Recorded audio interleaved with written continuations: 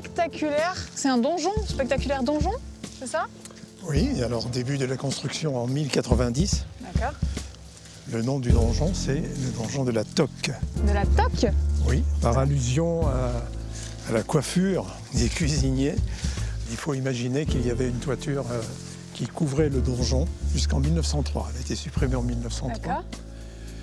Et donc la toque a disparu, mais on continue d'appeler les Uriellois les toquets. Les toquets? Oui, bon.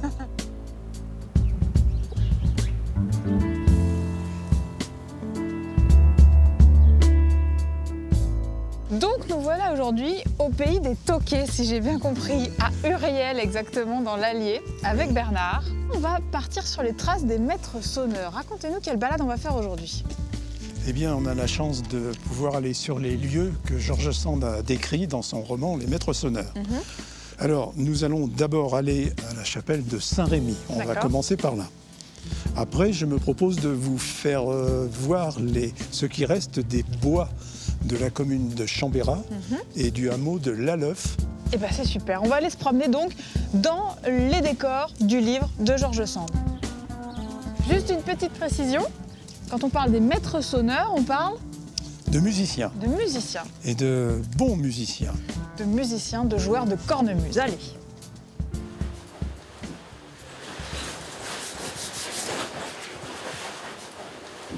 Bonjour, bonjour. Bonjour. On peut rentrer? Oui, bien sûr. C'est Nicolas donc, qui est fabricant de cornemuse. Donc aujourd'hui, on se balade dans les pas des maîtres sonneurs, donc des joueurs de cornemuse, et on aimerait bien, avant de partir, comprendre à quoi ça ressemble une cornemuse bourbonnaise. Une cornemuse bourbonnaise, celle qu'on appelle bourbonnaise, ce sont souvent les grandes cornemuses qui ont été décrites dans le roman des maîtres sonneurs. Des cornemuses souvent en bois de région, soit en fruitier, soit en buis, qui étaient à l'époque souvent très richement décorées d'étain. Alors pour qu'on se projette, nous, on n'est pas sûr d'en croiser beaucoup d'autres des joueurs de cornemuse. Est-ce que vous auriez la gentillesse de nous jouer quelque chose? Bien sûr, moi je peux jouer quelques notes.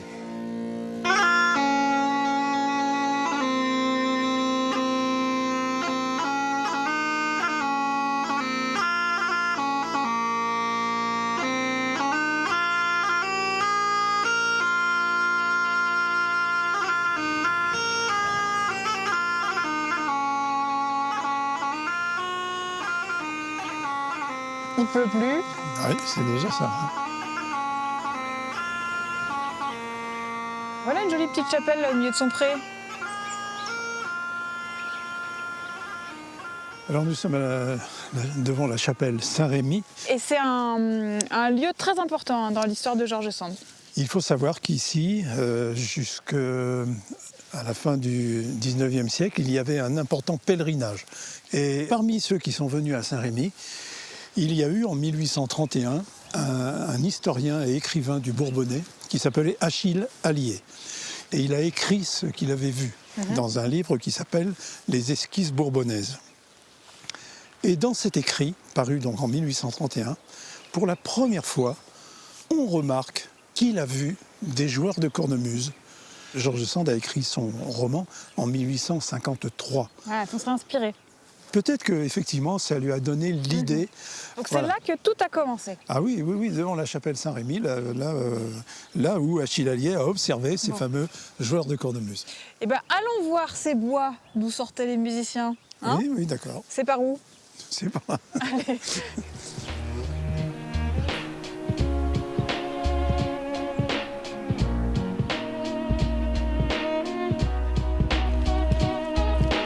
On se promène toujours sur le chemin des maîtres sonneurs. Vous êtes vraiment au cœur du décor du roman. En deux mots, George Sand, dans ce livre, elle évoque l'histoire d'un certain José, un jeune musicien du Berry, qui veut se perfectionner dans l'art de la cornemuse. Et il a appris que les meilleurs joueurs de cornemuse vivent dans les bois du Bourbonnais, en l'occurrence dans le bois de l'Alleu, qui est donc à côté de nous là. Trajet qu'on refait nous aujourd'hui grâce à un GR de pays. Exactement. Qui fait combien de kilomètres lui en tout? En totalité 170 km, mais il y a une version 125 km, ça dépend ce qu'on veut faire. Hein. On va faire plus court nous aujourd'hui, mais c'est pas grave, ça donne déjà un bel aperçu, Je pense. un avant-goût.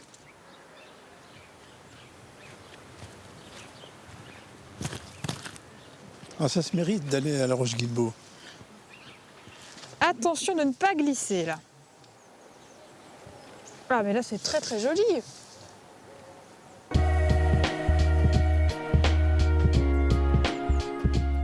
On a fait un pas de côté, on est Oui, sorti du nous sentier. ne sommes plus sur le sentier des maîtres sonores proprement dit. Nous nous dirigeons vers le château de la Roche-Guilbault où George Sand a situé un autre de ses romans célèbres qui s'appelle Mauprat. Et nous sommes en bordure du lac de Sidiailles. Ce lac et la rivière Arnon, c'est la limite entre le Cher et l'Allier. D'accord.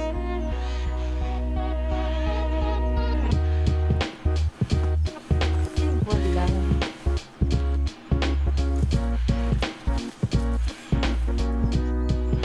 Je vais vous laisser passer devant pour découvrir le site de la Roche-Guilbault. Ah super.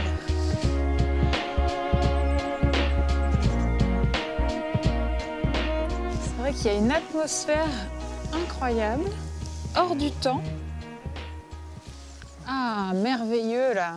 Voilà donc ce site que George Sand décrit. Vous avez devant vous la première page du roman Mauprat.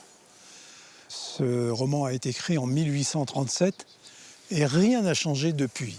On peut considérer que George Sand l'a vu comme vous le voyez.